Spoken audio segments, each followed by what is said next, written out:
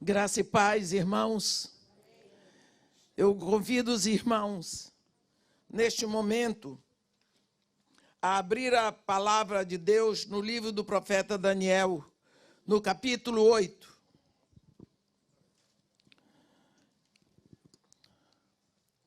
Capítulo 8, onde está escrito assim: no ano terceiro do reinado do rei Belsazar, eu, Daniel, tive uma visão depois daquela que eu tivera a princípio. Quando a visão me veio, pareceu-me estar eu na cidadela de Suzã, que é província de Elão, e vi que estava junto ao rio Ulai. Então levantei os olhos e vi, eis que diante do rio estava um carneiro, o qual tinha 2 chifres, e os 2 chifres eram altos, mas um mais alto que o outro, e o mais alto subiu por último. Vi que o carneiro dava amarradas para o ocidente e para o norte e para o sul, e nenhum dos animais lhe podia resistir, nem havia quem pudesse livrar-se do seu poder. Ele, porém, fazia segundo a sua vontade, e assim se engrandecia. Estando eu observando, eis que um bode vinha do ocidente sobre toda a terra, mas sem tocar o chão. E este bode tinha um chifre notável entre os olhos. Dirigiu-se o carneiro que tinha os 2 chifres, o qual eu tinha visto diante do rio, e correu contra ele com todo o seu furioso poder. Viu-o chegar perto do carneiro, e enfurecido contra ele, o feriu e lhe quebrou os 2 chifres, pois não havia força no carneiro para lhe resistir. E o bode o lançou por terra e o pisou aos pés, e não houve quem pudesse livrar o carneiro do poder dele. O bode se engrandeceu sobremaneira, e na sua força quebrou-se-lhe o grande chifre, e em seu lugar saíram 4 chifres notáveis para os 4 ventos do céu. De um dos chifres saiu um chifre pequeno e se tornou muito forte para o sul, para o oriente e para a terra gloriosa. Cresceu até atingir o exército dos céus. A alguns do exército e das estrelas lançou por terra e os pisou. Sim, engrandeceu-se até ao príncipe do exército. Dele tirou o sacrifício diário e o lugar do seu santuário foi deixado abaixo. O exército lhe foi entregue com o sacrifício diário por causa das transgressões. E deitou por terra a verdade, e o que fez prosperou. Depois ouvi um santo que falava, e disse outro santo àquele que falava: até quando durará a visão do sacrifício diário e da transgressão assoladora, visão na qual é entregue o santuário e o exército a fim de serem pisados? Ele me disse: até 2.300 tardes e manhãs, e o santuário será purificado. Havendo eu, Daniel, tido a visão, procurei entendê-la. E eis que se me apresentou diante uma como aparência de homem. Amém. Os irmãos podem sentar. Relembrando um pouco o que nós vimos ontem no capítulo 7, nós vemos que as visões vão se processando, todas elas, agora principalmente para a grande tribulação, mas levando em consideração o povo de Israel. Nós mais uma vez lembramos, assim como o sonho da imagem perturbadora, daquela imagem multimetálica de Nabucodonosor o perturbou, a visão dos animais também perturbou Daniel. Esses 4 animais que nós vimos no capítulo 7, da visão de Daniel, não são apenas impérios, são imperadores. E nós vemos que ali os santos são os crentes de Israel.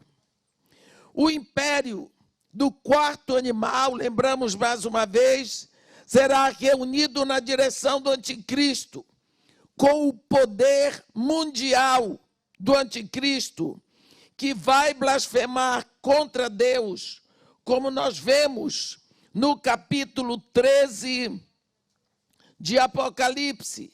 Nós vemos lá no versículo 6 do capítulo 13.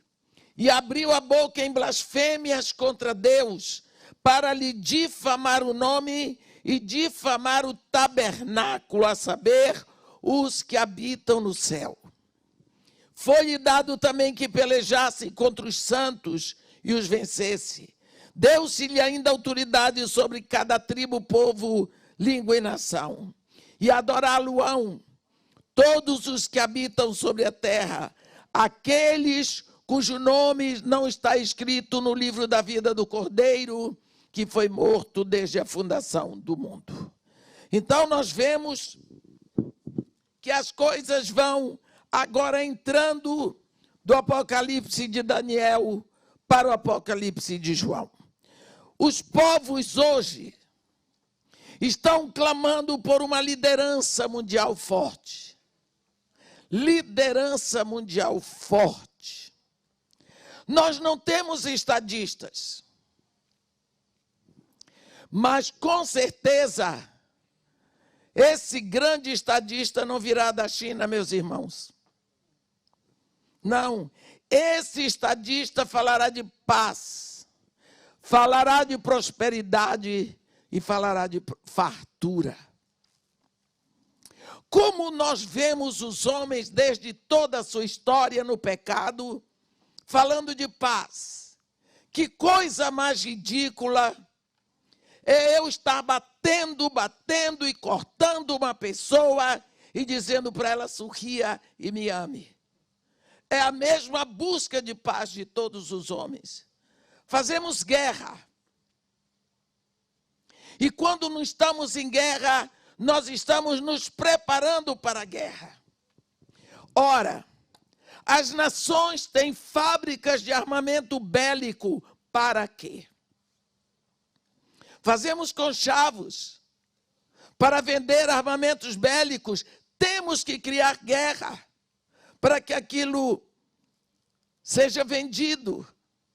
Como eu vou passar um dia fazendo comida para ninguém comer? Para que fazemos guerra? Porque queremos paz. Como você faz paz?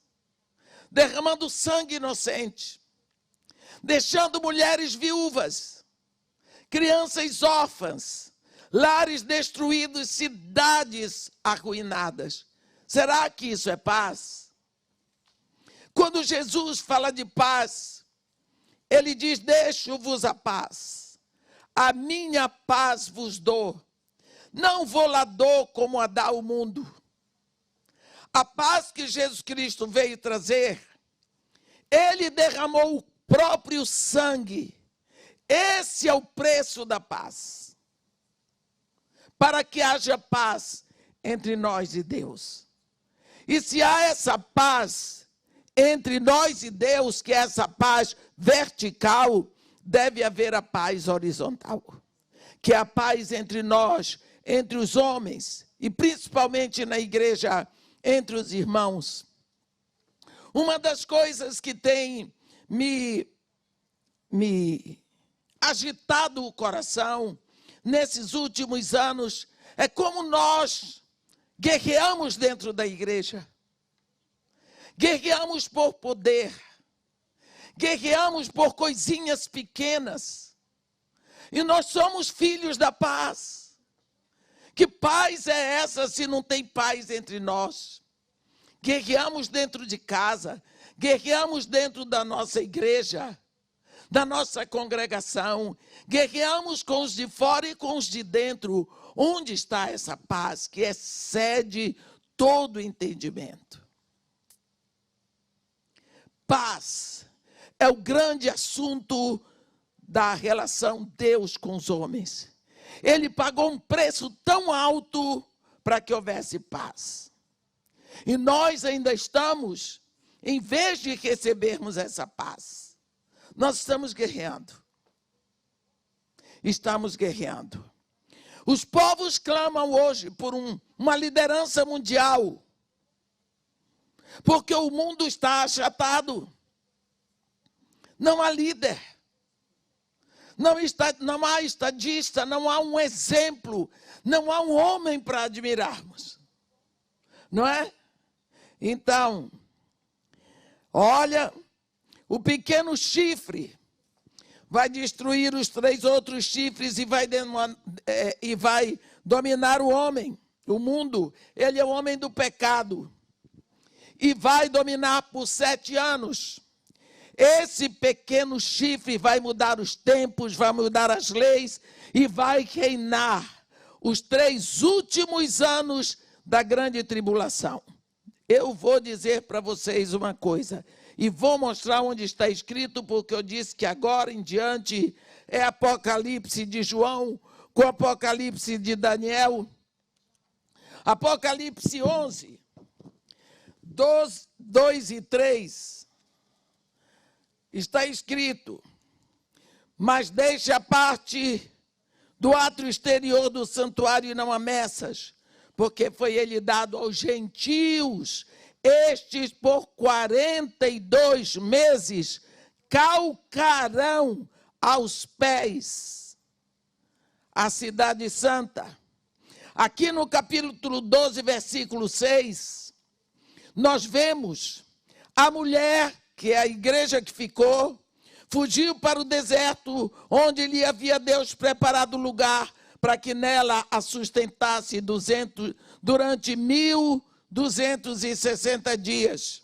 E aqui no capítulo 13 de Apocalipse, no versículo 5, nós vimos, foi-lhe dado uma boca que proferia arrogâncias e blasfêmias, e autoridade para agir 42 meses.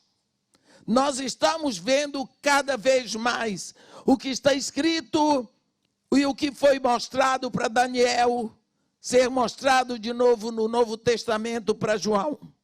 No capítulo 8, então, nós vemos a visão profética que já foi cumprida. Essa visão profética aqui do capítulo 8 do livro do profeta Daniel já foi cumprida, porque ela se projeta para o conflito entre o 2º e o 3º impérios. O primeiro nós sabemos que foi babilônico, foi o império cujo imperador era Nabucodonosor. Uma vez que acabou o império babilônico, quando Belsazar deu aquele banquete, enquanto se banqueteava, ele teve aquela visão, e o reino dele foi dividido entre medos e persas. Então, agora nós vamos contemplar 2 impérios que sucedem. Isso está na história, mas 2º e 3º Império Mundiais. A luta agora vai ser entre leste e oeste, oriente e ocidente. Aqui o ocidente começa a ser atingido, entre Ásia e Europa, Medo-Persa e Greco-Macedônio. São os 2 impérios. O Império Medo-Persa na Ásia e o Greco-Macedônio na Europa. Nós vamos ver que nesse caso aqui, desses 2 impérios, surge esse chifre pequeno que é Antíoco Epifânio, tão conhecido por nós cristãos, que é o grande perseguidor dos judeus. Um homem totalmente possuído pelo espírito antissemítico. Ele foi o Nero César da história judaica. E Daniel aqui no capítulo 8 diz que ele estava na cidadela de Suzã. Suzã era a capital do Império Medo-Persa, onde estava ali o palácio de inverno do imperador. E ele viu um carneiro. Nós precisamos sempre dar muita atenção a esses chifres, porque chifre na Bíblia significa poder. Tá bom? Então esse carneiro, ele diz que ele tinha 2 chifres no versículo 3. E os 2 chifres eram altos, mas um era mais alto do que o outro. E o carneiro dava amarradas para o Oriente e para o Ocidente, porque agora é Oriente e Ocidente, agora o Ocidente começa a entrar. Nós precisamos lembrar de uma coisa, Daniel está tendo a visão ali do lado do rio Ulai. Ele estava na Pérsia. Então, quando fala Ocidente da Pérsia, Europa, não é? Então, se fosse aqui no Brasil, seria diferente, porque nós estamos na América do Sul. Não, nós não estamos na América do Sul, desculpe. Se fosse lá no Brasil, era diferente, porque lá nós estamos na América do Sul. Mas aqui, onde Daniel está, ele estava na Pérsia, ali perto do rio Ulai. Então, o Ocidente, para ele, é Europa. Enquanto Daniel estava olhando o carneiro, do oeste veio um bode. Que coisa!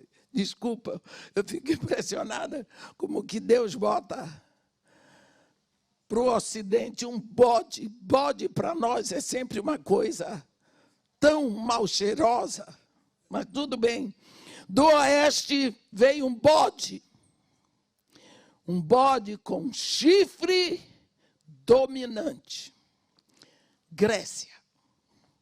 Bode. Grécia, porque a Grécia que está no... E o chifre é Alexandre Magno. Esse homem tão inteligente, tão trabalhador, tão inteligente. Que inteligência é essa? 32 anos. Teve uma febre forte depois de uma noite de bebedeira e já era. Morreu. E o império dele foi dividido por 4 generais. Olha o bode. Olha o bode. 4 generais surgem, acabou. É como se aqui o líder é o pastor Maurício. Mas ele tem 4 presbíteros atrás dele. Aí o pastor diz assim, vou embora, vou voltar lá para o Brasil. Quem é que vai ficar? Não sei. Cada presbítero divide a igreja em 4 pedaços, cada um forma a sua própria igreja. Que Deus, não estou profetizando, só estou querendo dar um exemplo. Foi isso que aconteceu. Alexandre morreu na flor da idade e os 4 generais dividiram o império. 4 cabeças do leopardo, não é? O leopardo não vem assim? Com 4 cabeças? O pequeno chifre, esse Antíoco Epifânio, era devoto de Júpiter. Júpiter era o deus dele. E ele pensava ser encarnação de Júpiter. Para entender a visão, veio o anjo Gabriel, que deixou claro que Antíoco Epifânio era só uma miniatura do anticristo. A visão, esta visão do capítulo 8 é para o final dos tempos, aonde nós já botamos o pé. Nós estamos, meus irmãos, no final dos tempos.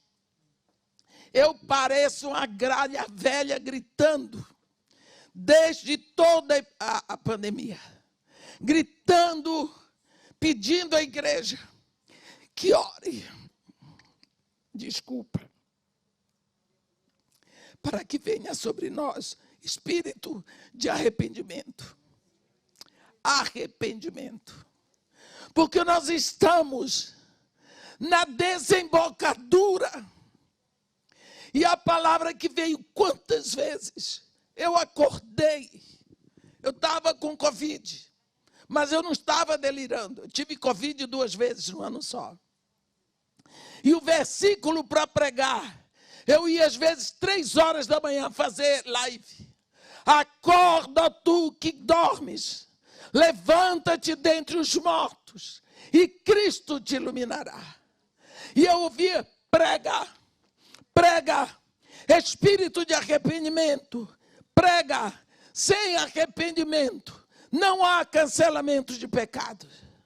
Meus irmãos, isso aqui não é uma festa, deixa eu lhe dizer, Deus trouxe a visão para Daniel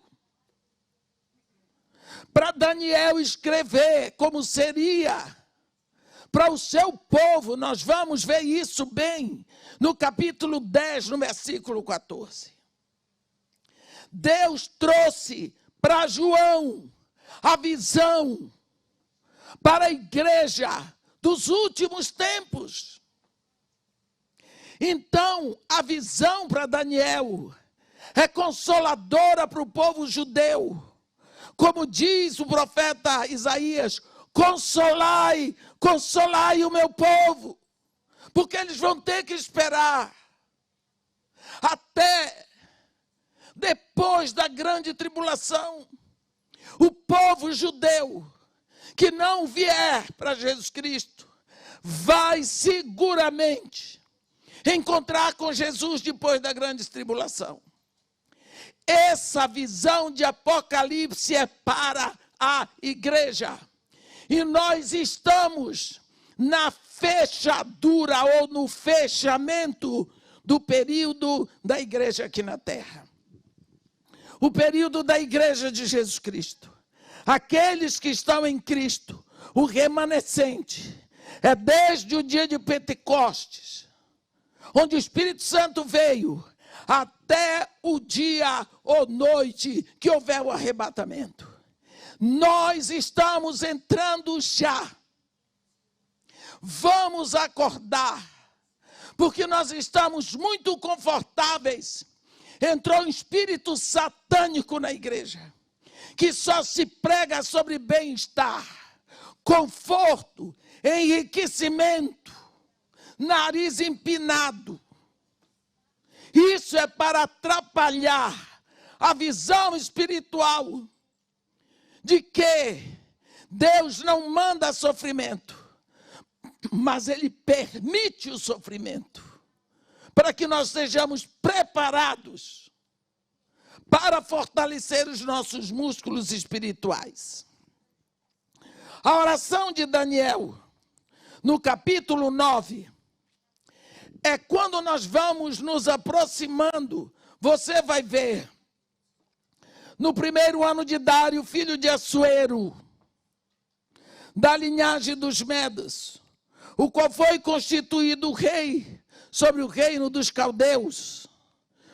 No primeiro ano do seu reinado, eu, Daniel, entendi pelos livros que o número de anos de que falara o Senhor ao profeta Jeremias, que haveriam de durar as assolações de Jerusalém, era de 70 anos. Voltei o rosto ao Senhor Deus para buscar coração e súplicas, com jejum, pano de saco e cinza. A oração de Daniel, aqui no capítulo 9 do seu livro, é o ponto culminante da vida de oração dele. Nós vimos que Daniel era um homem de decisões, de profecia e de oração. É o primeiro ano de Dário. E Daniel está vendo agora, ele estava entre 85 para 90 anos de idade. Este homem tinha toda uma vida de oração, de experiências, numa fornalha ardente, porque ele vivia no meio do povo ímpio. quando ele tinha nascido e crescido no meio do povo de Deus. Ele chega ali com 17 anos e começa a sofrer as impiedades, mas nunca deixou de orar.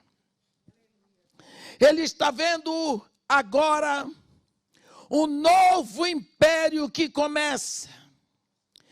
E ele pensa no futuro do seu povo Israel.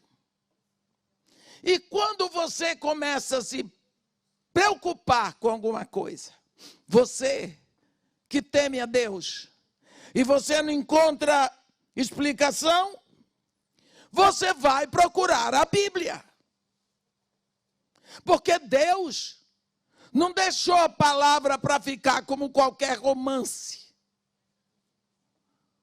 Não deixou a palavra para divertir ninguém. Ele deixou a sua palavra escrita. Deus escreveu a sua palavra primeiro no universo. Deus fala. Quando nós olhamos para o universo, nós entendemos a grandiosidade de Deus. Como o Salmo diz, os céus proclamam a glória de Deus. O firmamento anuncia a obra de suas mãos. Um dia sucede, outro dia uma noite revela conhecimento a outra noite. Deles não se ouve nenhum som. No entanto, a sua palavra é ouvida até os confins da terra. É impossível olhar e contemplar o universo e não crer que existe uma inteligência tão superior, tão linda e tão boa como a inteligência, a beleza, a santidade de Deus. Davi diz, quando contempla os céus, obras das suas mãos, e a lua e as estrelas que criaste, o que é o homem, para que deles te compadeças? Quem é o filho do homem, para que o contemples? Fizeste-o por um pouco menor do que Deus, e de glórias e de honras o coroaste. Deste-lhe domínio sobre as obras das tuas mãos, e tudo sobre os seus pés pusestes. Ovelhas e bois, e as aves dos céus, e os animais do campo, e os seres dos mares. Ó Senhor, Senhor nosso, quão grandioso é o teu nome em toda a terra. Vemos Deus escrever a sua ciência, a sua bondade na natureza. A grandiosidade dos mares, das florestas, da chuva. Como diz o profeta Jeremias, no capítulo 14, sobre a chuva. Uma oração tão singela. Mas Deus também escreveu a sua palavra na consciência do homem. O homem, na sua consciência, ele pode lutar contra Deus, mas ele sabe que Deus existe. Tanto que quando ele vai fazer as coisas más, vergonhosas, ele faz escondido. Vê a criança derrama o Nescau no chão, a mãe pergunta quem fez isso, ela diz foi o gato. Mente. Fulana, nessa casa não tem gato. Ah, é mesmo. Está escrito na nossa consciência. Deus escreveu na pedra, na rocha. Deu para Moisés, toma Moisés, leva Moisés. Ninguém vai poder apagar essa palavra, porque está vazada na rocha. Quando não tinha mais nada para ser conhecido, ele enviou a sua palavra vestida de homem. Ele colocou sua palavra no ventre de uma virgem. Lá dentro ele criou um corpo para essa palavra. E quando nasceu, é a palavra de Deus feito homem. É Jesus olhando para nós, falando conosco, chorando conosco. é Deus visível, possível, palpável, adorável. Deus, tudo para ser conhecido. Deixa eu sua palavra. Quando que você se ausenta ou acorda de madrugada para estar com Ele?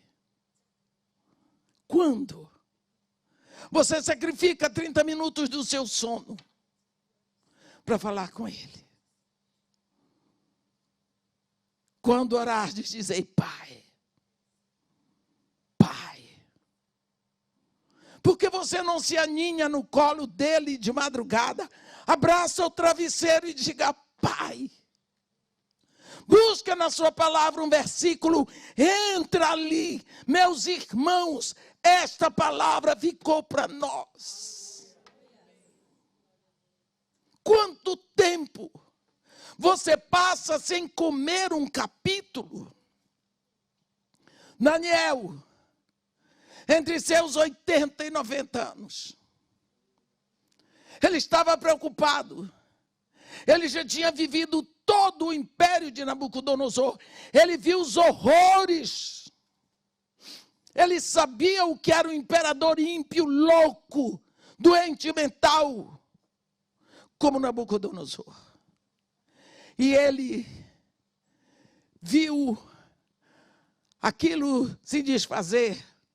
E ele estava vendo o surgimento de um novo império, agora dividido em dois, Medas e Persas. A cabeça de ouro tinha se acabado, surgiam o peito e os braços de prata. E ele se preocupou com o seu povo, porque eles tinham sido levados para a Babilônia por causa de pecado, por desobediência a Deus. Israel não existia mais como nação. Israel estava ali, solto, perdido, sem direção. O governo foi tirado de Davi e foi entregue para os gentios. O governo sobre o seu povo. E Daniel sabia que da linhagem de Davi viria o Messias, o Redentor. Então ele precisava olhar para frente e saber que ele servia a um Deus eterno e fiel. Não é Nabucodonosor, não é Dário, não é Ciro, não é Alexandre o Grande, não são os Césares, é o Messias que vai vir. E agora, quando ele vê outro império surgindo, ele diz, nós, eu estou aqui há mais de 70 anos. E o meu povo, Israel, quando ele foi levado para a Babilônia, tinha 17 anos. Agora, já quase 90, estava procurando, estava preocupado com aquele pequeno chifre que foi mostrado no capítulo 8. Foi dito a ele quem era aquele pequeno chifre. E ele sabia que viria da dinastia dos Seleucidas e que ia arrebentar com Israel. E esse pequeno chifre é só uma miniatura do que Israel e os que ficarem aqui sofrerão no final dos tempos, na grande tribulação, meus irmãos. Na tribulação nós já estamos. Então, ele foi procurar na palavra de Deus. Mas ele foi procurar como? Começou a orar. Se eu quero conhecer alguém, eu tenho que saber como aquela pessoa pensa, o que ela diz, quais são as suas preferências, do que é que ela gosta. Ele começou a orar e começou a confessar os seus pecados, reconhecer que Deus, quando permitiu que eles fossem levados em cativeiros, não foi Deus que quebrou a aliança com o povo, mas foi o seu povo que criou aliança, que quebrou a aliança com Deus. E como nação, Eles tinham desrespeitado a Deus. Enquanto ele orava, ele ficou orando. Por quê? Porque ele, lendo a Bíblia, ele encontrou no capítulo 25 do livro do profeta Jeremias a profecia a respeito do cativeiro da Babilônia. Estas nações servirão ao rei da Babilônia por 70 anos. Olhe, então o número de anos do cativeiro dos judeus na Babilônia era de 70 anos. Ele diz, espera lá, se completaram os 70, e nós estamos aqui, não é? Aí, botou o joelho, foi orar. A Bíblia diz lá que enquanto ele orava, orou uma semana, Deus olhou. Orou 2 semanas, Deus estava vendo. 3 semanas, Deus manda a resposta. Deus mandou a resposta e mandou a resposta pelo anjo Gabriel. E nós vamos ver isso melhor no capítulo 10. Nós vemos que era uma resposta durante.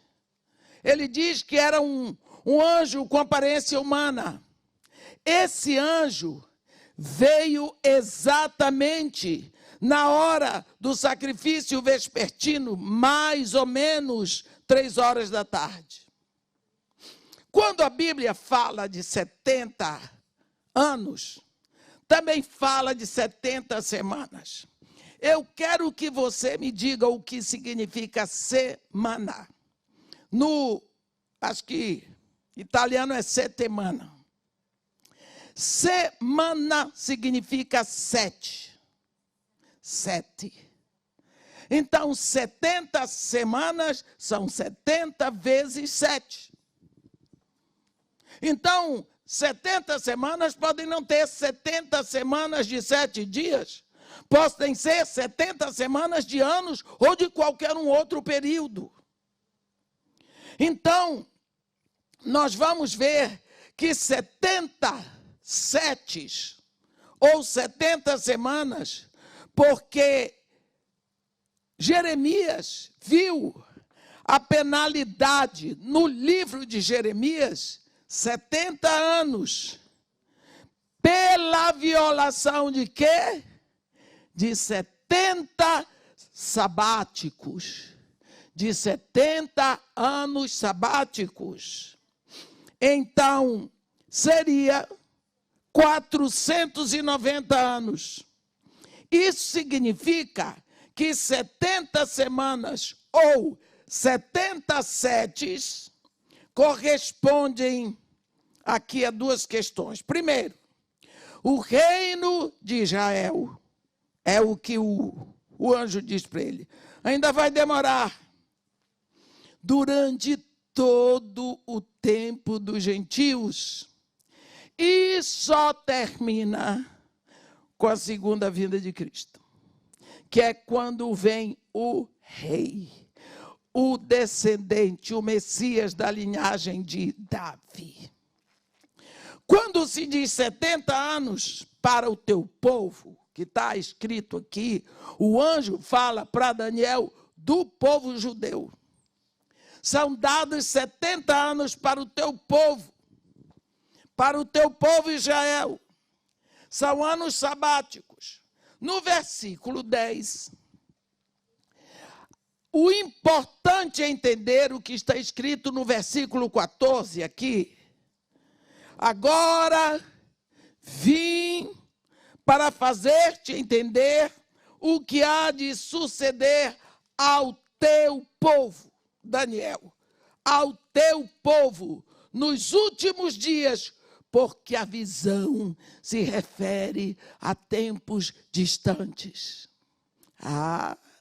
Você entendeu isso?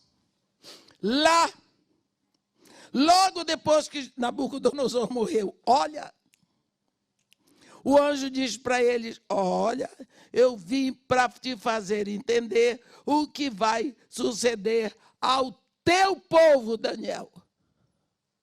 Se falasse comigo, eu diria brasileiro. Mas ele sabia, o teu povo é o povo judeu, porque a visão se refere ainda a tempos distantes. Se você vê esta palavra aqui, você compara com Apocalipse, quando Deus falou com João, a coisa era imediata. Quando a visão de Apocalipse é dada, você vai ver perfeitamente o que está escrito. No capítulo 1 de Apocalipse está escrito assim: revelação de Jesus Cristo, que Deus deu a João para mostrar a seus servos as coisas que em breve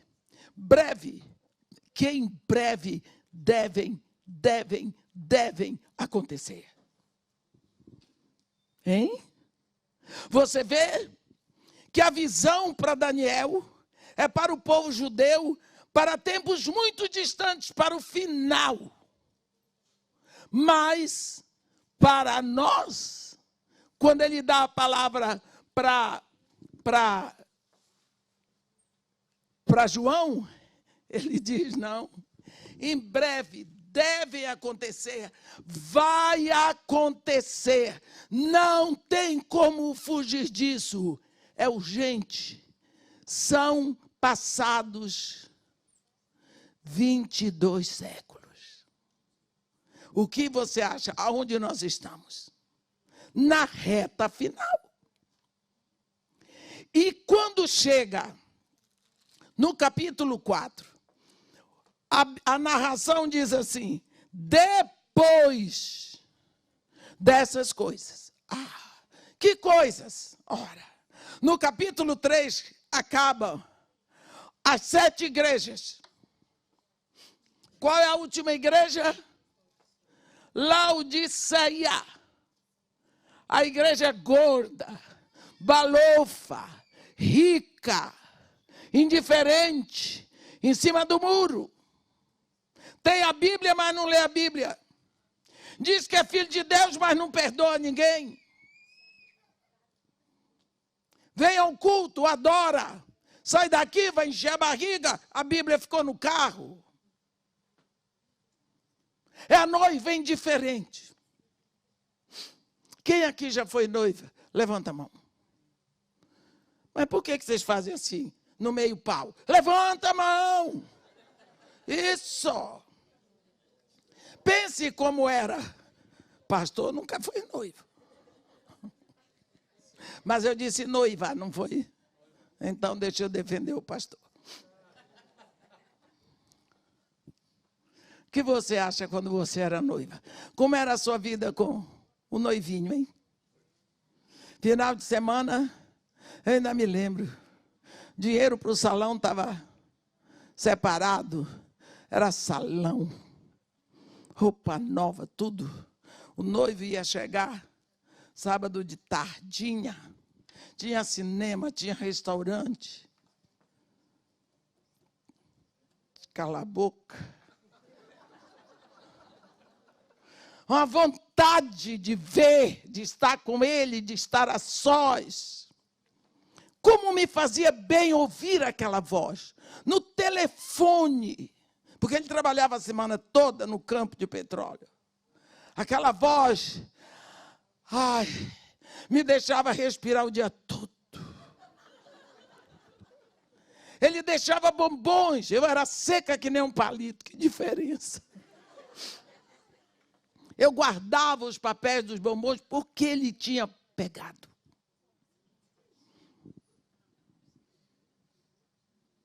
Está rindo de mim, né? Vai ver que você fez coisa mais ridícula. Mas que noiva é a igreja? A igreja é uma noiva que não namora.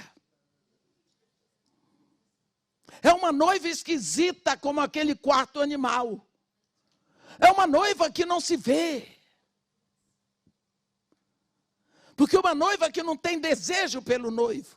Durante a pandemia, eu tive um momento assim. As pessoas ligavam para mim. Irmã, será que a igreja vai ser arrebatada agora? Eu disse, por quê? Ai, irmã, é melhor Jesus vir nos buscar logo. Eu disse, por quê?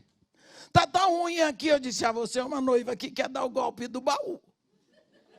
Porque a noiva, quando quer dar o golpe do baú, ela quer casar com um rapaz que dê para ela tudo de bom, tudo de melhor, que seja muito rico, para ela não ter mais que trabalhar, fazer nada. Isso é golpe do baú. Jesus Cristo quer uma noiva que o deseje, que o queira, que clame por ele porque o ama. É só isso. No capítulo 4, logo depois da menção da carta escrita para Laodiceia, começa assim o capítulo 4 de Apocalipse. Depois destas coisas. De quê? De Laodiceia, olhei, e eis não somente uma porta aberta no céu, como também a primeira voz que eu ouvi, como de trombeta ao falar comigo, dizendo, sobe para aqui, e te mostrarei o que deve acontecer depois dessas coisas. Te mostrarei o que deve acontecer depois dessas coisas. Mas ele diz, uma porta aberta, e a primeira voz que ouvi, como de trombeta. Que voz foi essa? Lembra, João diz assim, achei-me em espírito no dia do Senhor, e ouvi por detrás de mim voz, como de trombeta. Voltei-me para ver quem falava comigo, e voltado, vi 7 candeeiros de ouro. E no meio dos candeeiros, um semelhante a filho de homem. Aí, ele começa a descrição. Vestes talares, sumo sacerdote, cinta de ouro à altura do peito, monarca. E aí ele vai descrevendo, quer dizer, essa primeira voz que falou com ele, se movendo entre os candeeiros de ouro, agora diz para ele, sobe para aqui e te mostrarei, eu vou te mostrar, eu, Jesus, vou te mostrar o que deve acontecer depois dessas coisas. Imediatamente, eu me achei em espírito e vi, eis armado no céu um trono, e no trono alguém sentado. Isso é lindo, porque ele não descreve a Deus. Alguém sentado. E esse que se achava sentado, ele vai descrever a visão que tem do trono de Deus, a sala do trono. Então, no capítulo 5, o Cordeiro com autoridade, ele toma o documento de propriedade do planeta Terra. Porque Deus deu a terra ao homem. Você dá um apartamento para o seu filho. Bota o apartamento, registra no nome do seu filho. O seu filho é ludibriado pelo vizinho. E é morto pelo vizinho. O vizinho toma o documento, mas o documento não é do vizinho. O documento volta para a sua mão. Porque foi você que deu. Maluquice dizer que o homem que Adão negociou, Adão não negociou com o diabo. Adão não alugou a terra, não vendeu, não emprestou. Adão foi enganado. Tinha lá uma mulher, e mulher sempre foi mulher. Mulher, quando abre a boca, é uma bênção. Ela virou para Deus e disse, a serpente me enganou. Pronto, eu fui enganada. Então, se foi enganada, foi ludibriada. E essa autoridade do planeta Terra porque o homem agora é lançado fora do Éden para o leste. Este documento de posse do planeta Terra volta para a mão de Deus. E Deus vai criar um homem na Terra, que às vezes os teólogos chamam de segundo Adão, que é Jesus, para este homem tomar posse do planeta. Mas ele vai pagar um preço muito alto. O primeiro recebeu de graça. O segundo vai pagar com a vida. Porque Adão, para ter uma noiva, cooperou com uma costela, anestesia geral, dormindo. O segundo vai vivo, sofrendo tudo, morto na cruz para ter uma noiva. Adão não pagou pela noiva. Por isso não se importou. É tão fácil desvalorizar as coisas quando nós não pagamos um preço de suor e de trabalho por isso. Nós vemos isso. O pai era pobre, chegou imigrante no Brasil depois da guerra. Trabalhou, levantou o império. Quando morre, deixa para os filhos. Os filhos nunca foram acostumados a dar duro. Aí eles vão ter aquela vida de príncipes. Os netos já vão ter vida de operário. E daqui a pouco não sobrou nada. Não sabiam quanto custou. Foi isso que aconteceu. Adão não precisava se preocupar com a vida. Então, cada um de nós tem valor máximo para ele. Porque ele pagou com o sangue dele. É dele. Este documento está na mão de Deus. No capítulo 5, vem uma voz que diz: quem é digno de tomar o livro e abrir-lhe o selo? Não apareceu ninguém, até que aparece o Cordeiro. Ele toma o livro, porque ele é digno, porque foi morto e com seu sangue comprou os que procedem de todo o povo, raça, tribo e nação, e com eles constituiu o seu reino. Ele começa a abrir os selos. Cada selo que ele abre é uma cirurgia na terra. Ele vai abrir o corpo chamado terra, a casa dele. Ele vai abrir para haver cura. No primeiro selo, já no tempo de João. No tempo de João. Sabe por quê? Porque no tempo de João já tinha entrado o falso evangelho. Por isso que João não parava de pregar, pregava, até que mandaram ele exilado para a ilha de Pátimos, uma ilha desértica, entre o mar de Mármara ou o mar Egeu e o mar Negro, ali por perto. Para quê? Calar a boca, vai para lá, prega para as gaivotas, para as ondas, lá para os rochedos. E foi ali, na frustração do ministério dele, já com quase 90 anos, que se tornou o lugar da revelação do Filho de Deus. Cada selo que ele abre é alguma coisa nova que vai acontecer. O primeiro selo é a pregação do evangelho do engano, do enriquecimento, da mentira. Vem para a terra. Esse evangelho só podia ser pregado depois que tem igreja. Então isso tudo pertence ao nosso tempo, não é para o tempo de Daniel. Essa visão de Apocalipse é para Joãozinho, do primeiro século, da era cristã. A visão de Daniel é para o povo de Daniel. A visão da igreja é para o tempo de João. O nosso tempo. Aí vem, em consequência, as guerras. Tantas guerras que houve na época de Nabucodonosor, Império Medo-Persa, Greco-Macedônio, Império Romano. Mas agora vem as duas grandes guerras. Não é? Até hoje, a população brasileira é tão mesclada. De gente de todo mundo, tem polaco, tem alemão, Tem japonês, tem até preto.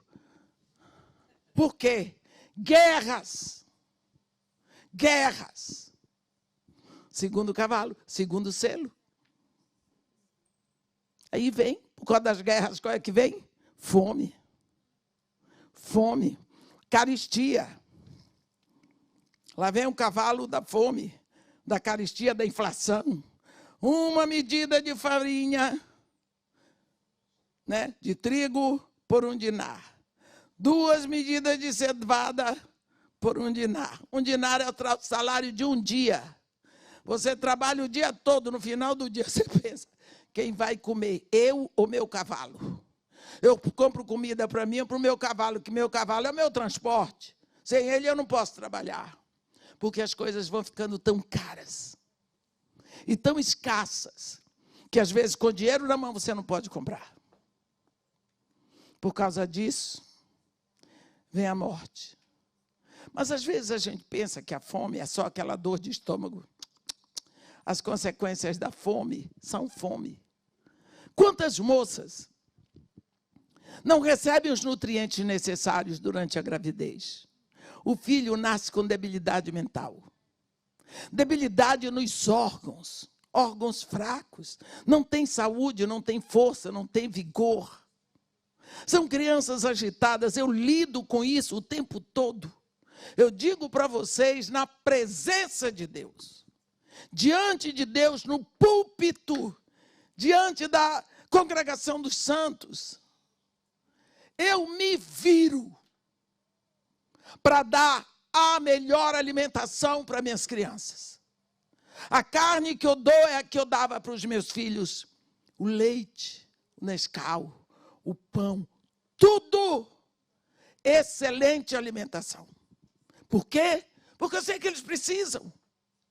Muitos não receberam isso do ventre. Porque a fome prejudica. A fome não apenas dói no estômago. A fome cria deficiência mental, deficiência de órgãos, órgãos fracos. Quando vem uma doença, leva tudo. Daí vem a fome. Da fome vem a morte. O único cavaleiro que se chama morte é o 4º cavaleiro. Tudo já está aí. Nós vemos todos os selos até o 4º aberto. Vem o 5º selo, o selo dos mártires. Também já está aí. Nunca houve tanto mártir na igreja como no século 21. Foi criado um estado no norte do Iraque. Naquele lugar onde era a torre espiral de Samara, que nós chamamos Torre de Babel, saindo de Bagdá para a Síria. Um estado islâmico só para matar cristão. Fácil, ali perto da Síria. A Síria tem a grande maioria da população de cristãos, cristãos ortodoxos. Por isso, nós não podemos ficar ouvindo a notícia deles. Morrem todos os dias. Primeiro mártir da história da humanidade foi no Iraque, Abel. Os últimos, o grande número, no Iraque. O sangue fez a volta e está voltando para a terra de Abraão, que Abraão era iraquiano. Descendência de Abraão toda iraquiana. Se você for buscar, aqui nós ouvimos falar de Elão. Elão era o primogênito de Sem. Os judeus são semitas. Se nós buscarmos a fonte, toda a humanidade é iraquiana. Dos mártires, vem o 6º selo, grande terremoto. Mas quem disse que nós precisamos esperar que se abra o 6º selo para começarem as trombetas? As trombetas estão tocando há muito tempo, meus irmãos. João tinha que dizer por ordem, mas nós temos que abrir os nossos olhos e olhar a Bíblia. As trombetas só atingem 1/3, para que os 2/3 fiquem de orelha em pé, assim como você está. Quando começou esse vírus, para começar, ninguém sabia o que era. Era uma gripezinha aí, como dizia o nosso presidente. Ele abriu a boca e disse, ele não devia abrir a boca, mas abriu e disse, paciência. Porque eu também pensei, mas não disse. Essa é a diferença. Talvez o presidente seja mais claro do que eu, não apenas na cor. Mas uma coisa é certa, o vírus estava no Brasil antes do carnaval. Mas não podia acabar com o carnaval, que vocês sabem como é o negócio. E começou. Eu perguntei tanto o que é isso, o que é isso. Nenhum governo sabia o que era. Olhamos para cá para os governos, não sabem. Olhamos para cá para a ciência, os cientistas foram pegos de surpresa, não sabiam. Olhamos para as filosofias, ninguém explicava. Olhamos para as religiões. Para onde é que você vai olhar? Para cima. Um vírus que ataca os índios, os 4 continentes ao mesmo tempo, não é um vírus. Esse vírus, única coisa que nós sabemos até hoje dele é que ele mata. Vocês se lembram como Satanás apareceu para Eva? Ele se travestiu de serpente, porque a serpente não assustou. Se viesse como leão, Eva ia correr dele, subir nas árvores. Mas serpente, uma serpente falante, tagarela, com inteligência, aquela sagacidade dela, Eva ficou encantada, ouviu a voz de Deus, ouviu a voz do diabo, o diabo foi mais convincente, ela caiu. As coisas do mundo nos atraem muito mais. Olha, cada trombeta, meus irmãos, ela só atinge 1%, 3%. 1/3, eu estou ficando doida, atinge 1/3. A primeira 1/3 da terra, a segunda 1/3 do mar, a terceira 1/3 dos rios, a quarta 1/3 dos corpos celestes. Agora me diga uma coisa. Trombeta. Lá no livro do profeta Joel, no capítulo 2, Deus diz assim: tocai a trombeta em Sião, dai voz de rebate no meu santo monte, perturbem-se todos os moradores da terra. Joel 2, versículo 2. Me diga uma coisa, que trombeta é essa que você toca em Jerusalém, em Sião? E ela é ouvida e perturba todos os moradores da terra. Não é uma trombeta qualquer. Esse vírus, não sabemos de onde apareceu, mas que ele perturba todos os moradores da terra, ele perturba. Isso é uma trombeta. É o que nós sabemos sobre trombeta. Enquanto está aqui a velha dizendo, está escrito na Bíblia, eu repito, não for atingido 1/3 da humanidade, isso aí não vai parar, porque a trombeta atinge 1/3. Ela atinge esse para os 2 ficarem de orelha em pé, como nós estamos. Máscara, lavando a mão toda hora. Lá no Brasil é assim. A gente está na fila do banco. Se a fila estiver muito grande, a gente dá uma tossidinha, 2 espirros, todo mundo acha alguma coisa. E a gente passa na frente. Por quê? Modo de se ver livre. Uma tossida, 2 espirros, todo mundo sai de perto. Nem ladrão fica. Está vendo? Está todo mundo assim. As trombetas estão sendo tocadas há muito tempo. Ano passado eu chorei sozinho em casa. Estava passando a destruição inexplicável lá daquela zona do Jalapão, do Mato Grosso. Eu vi um gambá. Gambá pode ter mau cheiro de vez em quando, mas é um animal tão lindo.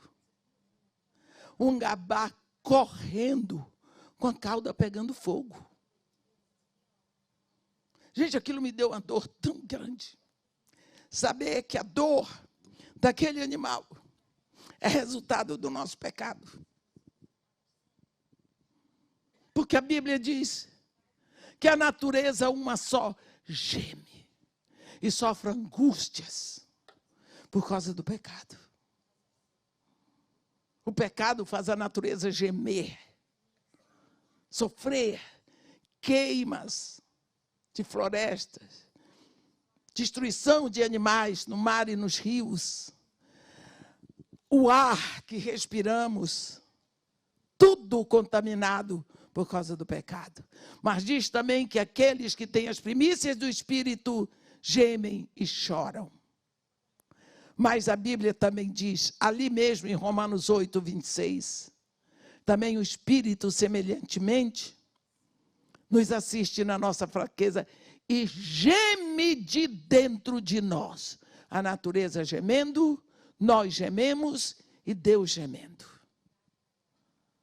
O maior gemido de dor, o maior grito de dor de Deus foi lá na cruz. Aquilo foi. Ali Deus pariu o retorno do homem. Nós precisamos pensar que nós somos alvos deste amor. A Bíblia diz, aqui esses 3 últimos capítulos do livro do profeta Daniel, daqui em diante, o assunto é o profeta, é o povo do profeta Daniel. Nesse capítulo 10, nós vemos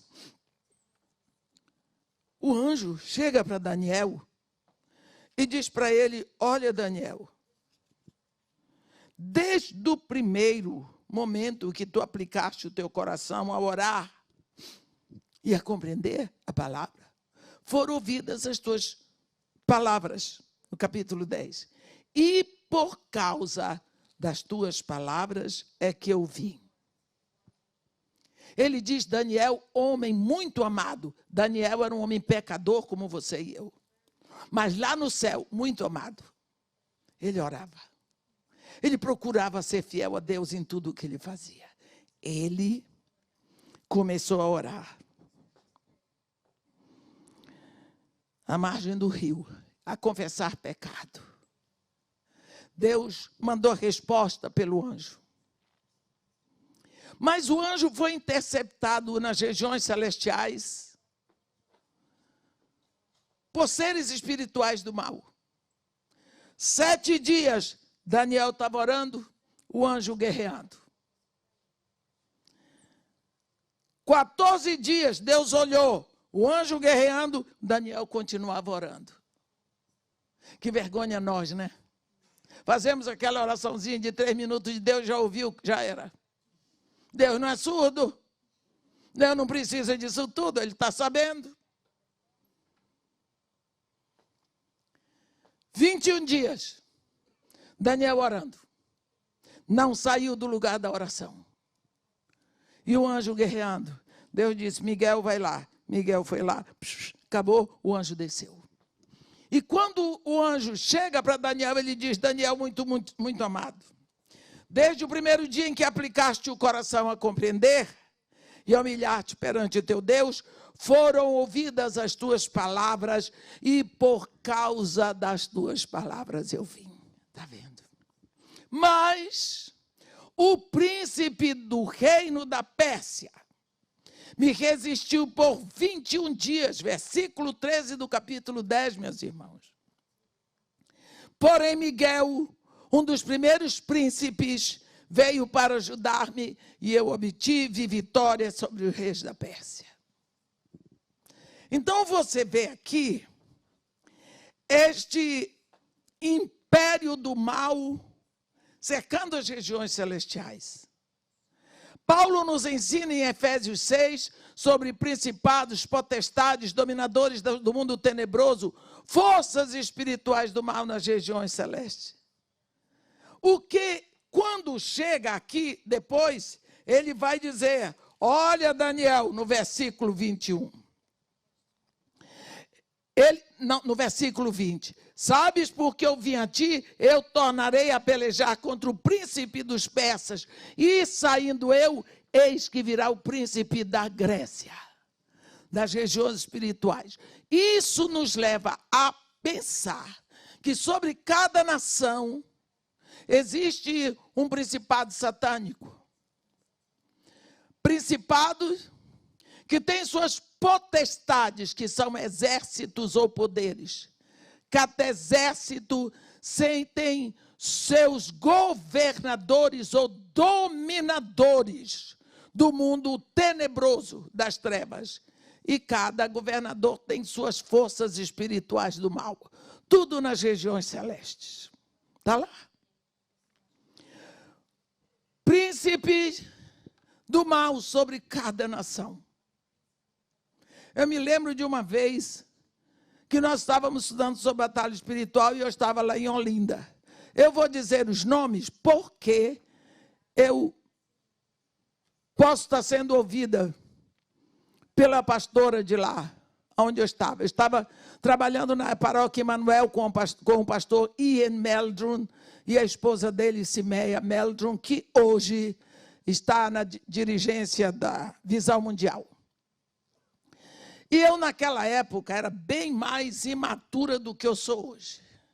Então, eu queria, senhor, por que você não me diz o nome do príncipe que está sobre Olinda? Que eu quero, com a igreja, guerrear diretamente por ele, com ele. Olha que maluquice. Olha, Deus, na sua misericórdia, quando você tem filho pequeno, você cuida mais dele, porque vai fazer mais bobagem, não é? Eu creio que Deus faz assim com a gente. Deus olhou para mim e disse, essa nega não sabe o que está pedindo. Eu continuei pedindo. Quando foi um dia de madrugada, eu fiquei a semana toda lá. Eu vi a minha cama sacudindo para um lado, para o outro, eu não caía, e a janela assim... A janela, parece que alguém estava arrancando. Foi tão forte a pancada na janela que a pastora Simel, que tinha o quarto lá em cima, ela desceu. Simel, o que foi que aconteceu? Eu de preta devia estar verde, mas era escuro. Esse príncipe disse, você não queria saber meu nome? Meu nome é Tabajara. E eu sou o príncipe daqui. Pá! Foi quando ele...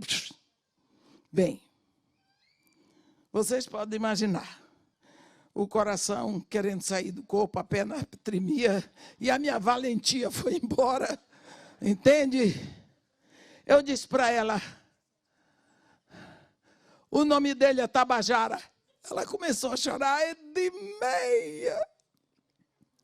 Quando a gente estuda a história de Olinda, se ela estiver me ouvindo, vai dar gargalhada, mas vai lembrar. A gente aprende que a tribo que dominava Olinda era a tribo dos Tabajaras. Quem é de Pernambuco aqui? Lembra disso? A tribo que dominava Olinda era a tribo dos Tabajaras. E ele disse o nome dele. Nunca mais eu quis saber o nome de príncipe. Continuo não querendo.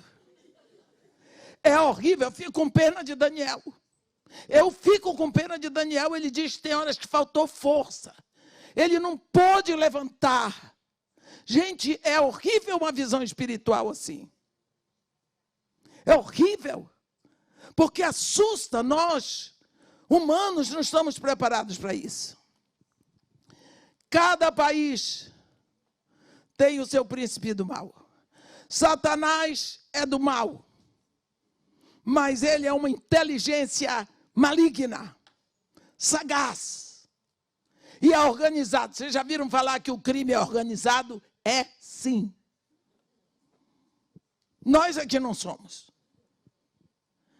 Então, você vê, fecharam os céus da Pérsia para o anjo não trazer resposta para Daniel. Fecharam.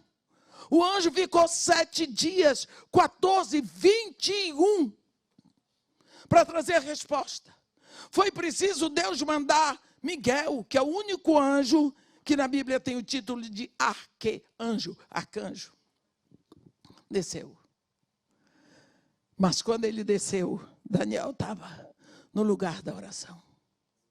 Quantas vezes você aplica o coração para orar por uma coisa e deixa? Quando a resposta chega, já era. O carteiro chegou, o endereço está errado.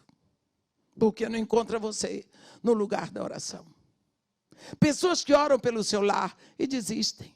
Quando a bênção chega, ele já está com outra mulher. Existem em nosso meio, você pode ter certeza, uma povoação imensa de seres espirituais.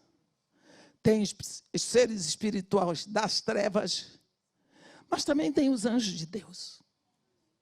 Existem os anjos de Deus. Nós sabemos que assim que a igreja for arrebatada,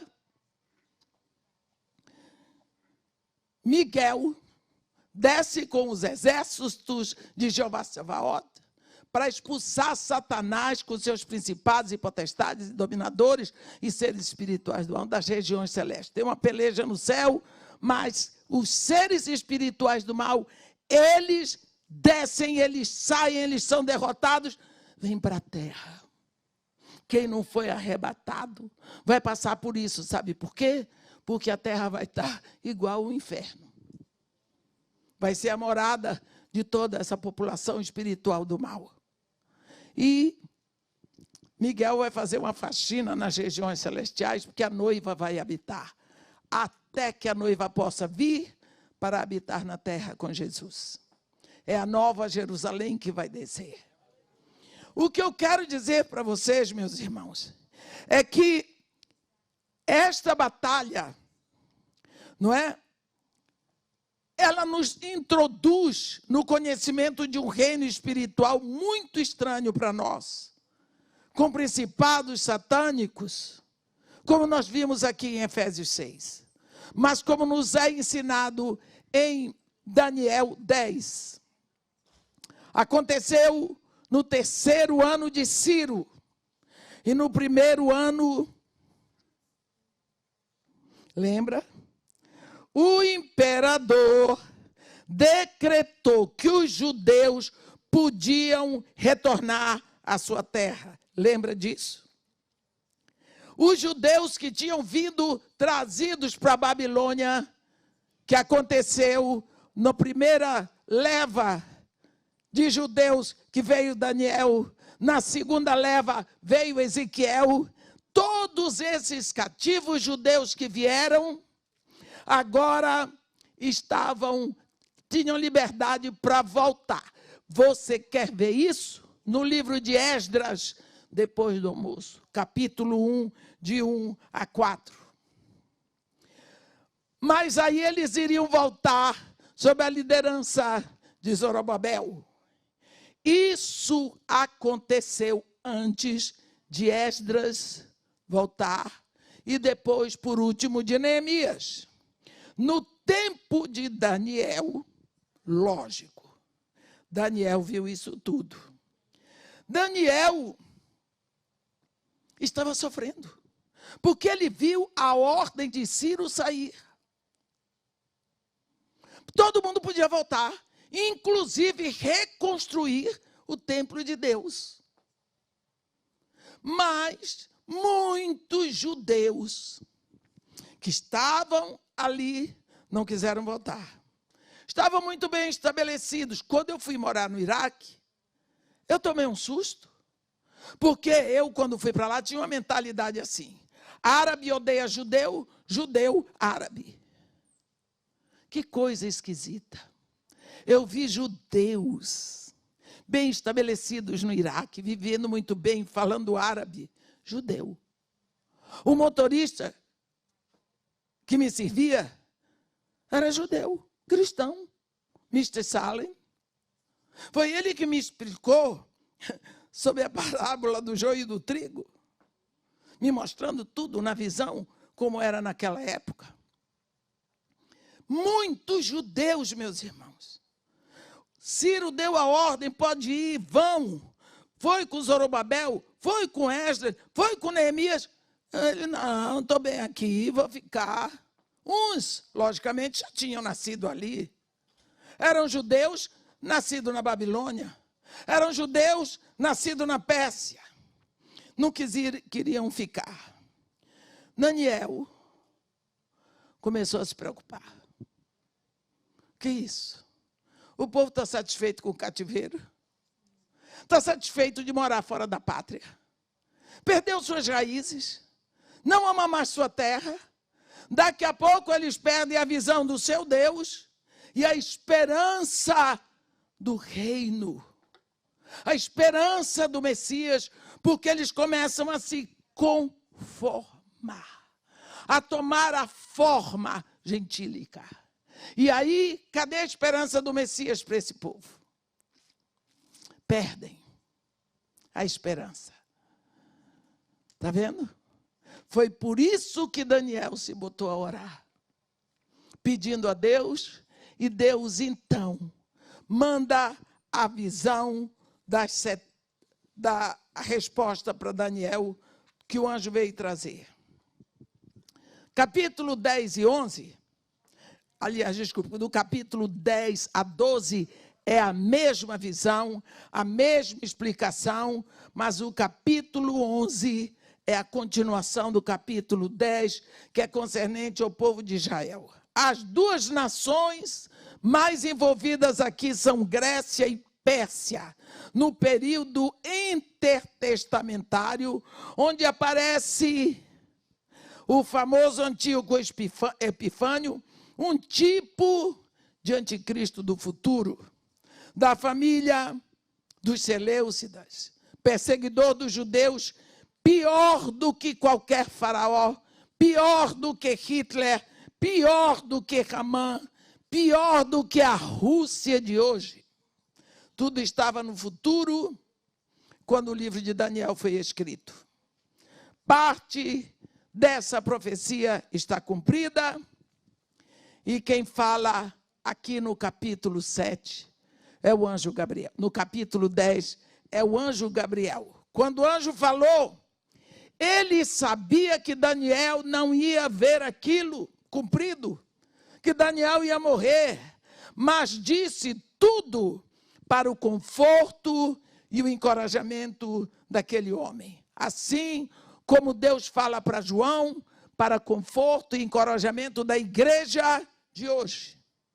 O anjo falou para Daniel para o conforto e encorajamento dos judeus que passariam pelas grandes tribulações, para que as gerações aprendam que Deus conhece o futuro. O anjo disse que ainda haveriam 4 notáveis reis na Pérsia. Aí, depois de Ciro veio Cambize, Pseudo-Simerdes, Dário, Estaspes e Xerxes, que pode ser perfeitamente o Assuero do livro de Esther. Um poderoso rei, aqueles falam, que Alexandre o Grande, que foi o maior estrategista. Quando fala aqui em Daniel, do rei do sul, no versículo 20, eu sei que está um pouquinho atrasado, mas eu tenho que andar. Só mais 5 minutos, tá bom? Aqui no capítulo 10, no versículo 5, fala do rei do sul. Levantei os olhos e olhei, eis um homem vestido de linho, cujos ombros estavam cingidos de ouro puro de Ufaz. No versículo 5, o rei do sul, desculpe, é no capítulo 11, não é? Vem, eu disse capítulo 10, 5. O rei do sul, capítulo 11, versículo 5. O rei do sul será forte, como também um dos seus príncipes. Este será mais forte do que ele e reinará e será grande o seu domínio. É o Egito. Ele estava na Pérsia, o sul é o Egito. Ptolomeu. Lembram? Todo mundo estudou na escola. Ou pescou. Quem pescou não vai lembrar. Todo mundo fica quieto, porque ninguém pesca. Ou ninguém pescou. O rei do norte, no versículo 6, mas ao cabo de anos, eles se aliarão um com o outro. A filha do rei do sul casará com o rei do norte, para estabelecer a concórdia. Ela, porém, não conservará a força do seu braço, e ele não permanecerá nem o seu braço, porque ela será entregue. E bem assim os que a trouxeram, e seu pai, e o que tomou por sua naqueles tempos. Então, o rei do norte é seguramente a família dos Seleucidas, porque estava ao norte, né? Na Síria. Houve guerras contínuas entre a Síria e o Egito. E quem está ali no meio é Israel, bem entre os dois, tá? Quem fica no meio sofre. Eu quero dizer para vocês, toda a Síria, todo o Iraque, todo o Líbano, não, todo o Líbano, todo o Iraque, toda a Palestina, todo o Líbano, 3/4 da Jordânia e metade da Síria são terra prometida. Portanto, isso tudo ali afetou Israel. E estava sendo cativo pelo rei do norte, todo esse povo aí, ou uma hora cativo, escravizados pelo rei do norte, outra hora escravizados pelo rei do sul, e assim a história continuou até que veio o Império Romano, uma nova linhagem, o quarto animal, não é? Que se levanta do oeste para o leste. O oeste, Europa, para o leste, Oriente, trazendo um método terrível que permanece até hoje, para enriquecimento, taxação de impostos, e que, por isso, o Império Romano enriqueceu sobremaneira. Olhe a romanização do mundo ocidental. Todo o país, o povo tem que pagar taxas. O que o governo faz com as taxas não é da nossa conta, mas tem que pagar. Por exemplo, no Brasil, a gente não procura muito falar dessas coisas, não, porque a gente não sabe mesmo. Mas aqui vocês têm frutos das taxas que pagam. Então, não vamos falar mal de ninguém. Deus abençoe esta nação. Porque vocês têm estradas, os carros de vocês são bons para andar nessas estradas. Lá no Brasil, depois de 6 meses, ele está sacudindo todo. Parece um pandeiro. Cadê as taxas? Não sei. Outro dia eu vim de Campos para o Rio de Janeiro. Pedágio. Acho que cada passo que eu dava tinha um pedágio. Mas só tem buraco. Mas o pedágio tem que pagar. Taxação. Você sabia que essa novidade foi trazida pelo Império Romano? No versículo 21, vem Antíoco Epifânio, o blasfemo, falando de paz. Assim é que vai vir o anticristo, que vai introduzir a grande tribulação. O príncipe da aliança, que fala aqui no capítulo 11, com certeza é o sumo sacerdote Onias III, que foi morto por Antíoco. E o anjo continua descrevendo Antíoco como um mentiroso. E depois de ir ao Egito para perturbar, Israel é traído por alguns judeus. Foi só Judas, não. Judas era judeu, mas os judeus traíram Israel. Aí Antíoco volta, toma Jerusalém, derrama sangue de porco em cima do altar do sacrifício, profanando o altar. E lá ele levantou uma estátua de Júpiter para ser adorado no lugar santo, no templo de Deus.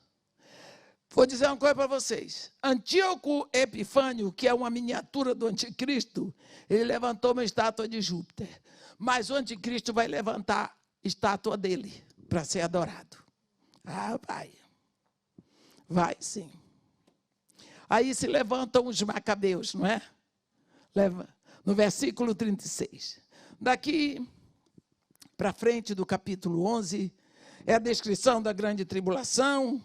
Surge o anticristo, o rei do norte entra, que é a Rússia, que vai abrir, olhe bem, a Rússia vai abrir a batalha da Palestina, precipitando para a grande batalha do Armagedon.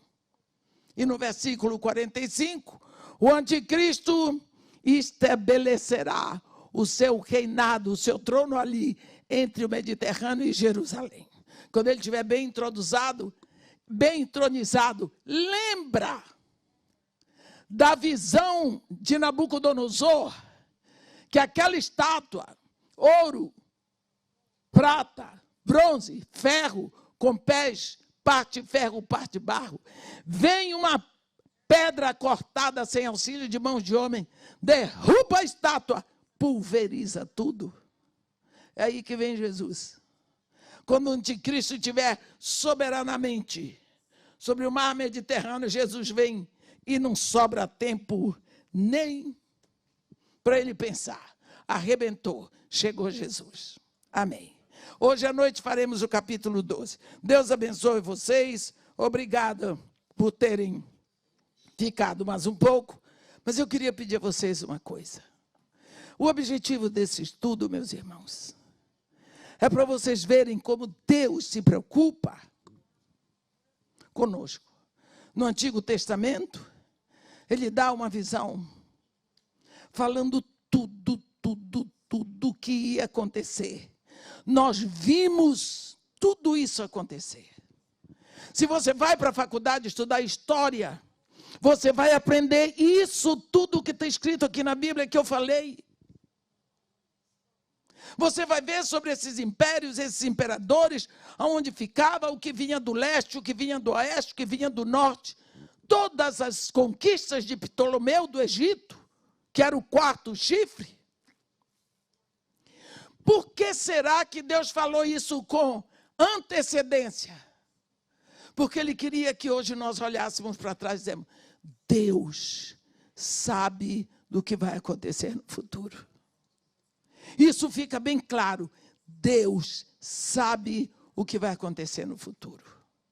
Quando João é chamado e Deus passa o filme do que vai acontecer, Deus está dizendo, isso em breve vai acontecer, avisa para a igreja.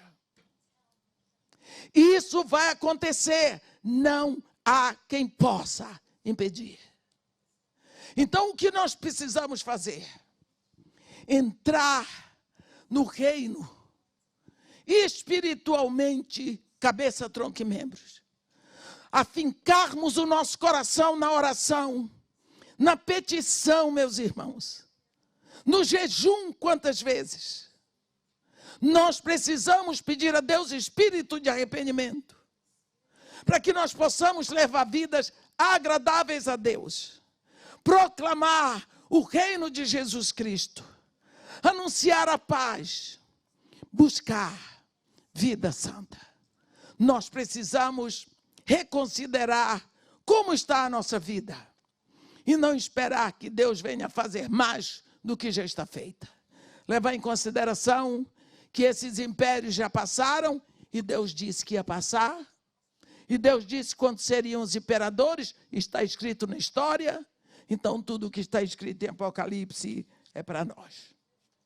Então, nós precisamos considerar a nossa vida e saber em que ponto nós estamos.